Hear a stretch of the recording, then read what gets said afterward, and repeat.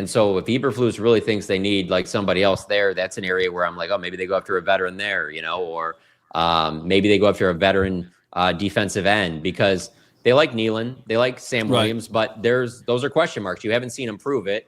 I just don't get the feeling at all that there's any real talks on from the team side on bringing back DeMarcus Lawrence. And I just think that, I don't think that that's going to happen. I don't think that they would even be in the same ballpark. I don't think he's done playing football. I think he'll go somewhere else, but I just doesn't sound like there's any real momentum there from their side. And so if you don't have DeMarcus Lawrence, then you need another defensive end. And I think that I wanted to talk about the comments Jerry made because I see a lot of people almost overreacting to it. Right. And I'm going to say this. If you are preparing for an arms race, because make no mistake about it, free agency is an arms race. You're not going to do something that's going to preemptively make that arms race even tougher. If Jerry were to come out and be like, yeah, we're going to be huge players in free agency this offseason, for one, it puts unnecessary pressure on the front office because people are going to be holding them to that, and they're going to expect them to make the biggest moves, right? Mm-hmm. So you get the audience in the frenzy. But two, that also does you no good when it comes to actually negotiating for free agents, because what happens if you look desperate? You get taken advantage of, right? So it's smart for the Cowboys to stonewall right now. But if you look at the facts, you're out of your mind. If they were to sign back, they've already got Osa done. If they were to sign back every other free agent they have right now with the cap that they've already created, do y'all realize they would still have like $50 million in salary cap left? If they would re-sign back all the rest of the guys they still have available, bro.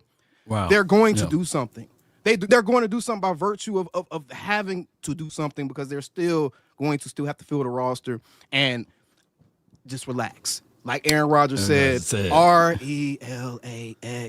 Don't let Jerry drive y'all up a wall right now. Please don't let him do it. Me and AOC on the same time a lot. Let's get to this super chat and put a pin in that AOC, because I want to make a point. Yes, sir. You got the super chat, Law. Yeah, it says, hello, fellas. Questions for y'all. If they get DK Metcalf or Adams, would you still be mad if they draft a great guard at 12 and a DT in the second? It's a good question, but this is my thoughts on that.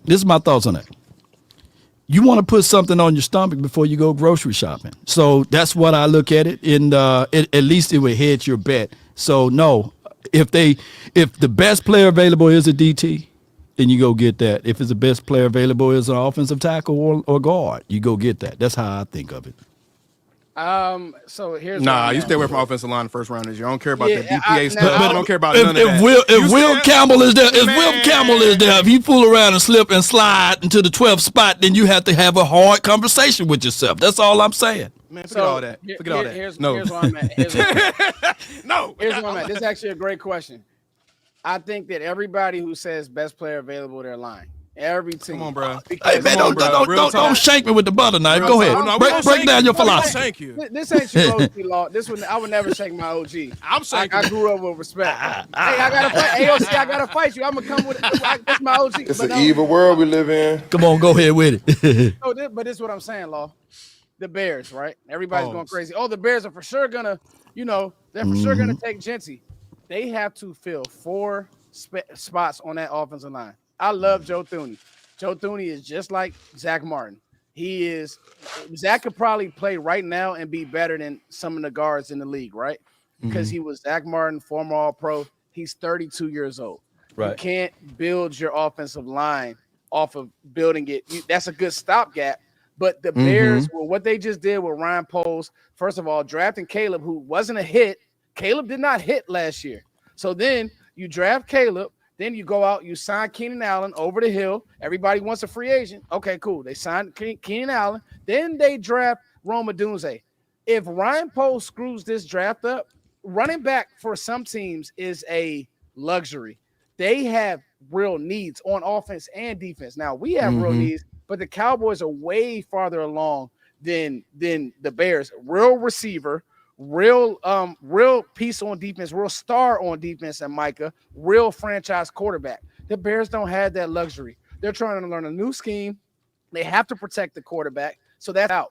My point is this: if I'm the Dallas Cowboys and you let's say you did get DK Metcalf, if you bring a DK Metcalf, you still need to go get what?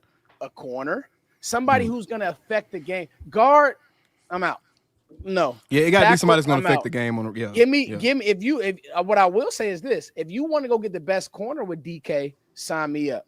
Even D tackle, I would probably still be like 12. It's such a deep defensive tackle draft. Not at 12. You can talk me into linebacker. Yeah, right. You talk me into linebacker. If you didn't do anything in free agency, but not to be long-winded, I'm out on guard. John, I'm out on guard. I just wanted to comment about the wide receiver thing real quick. So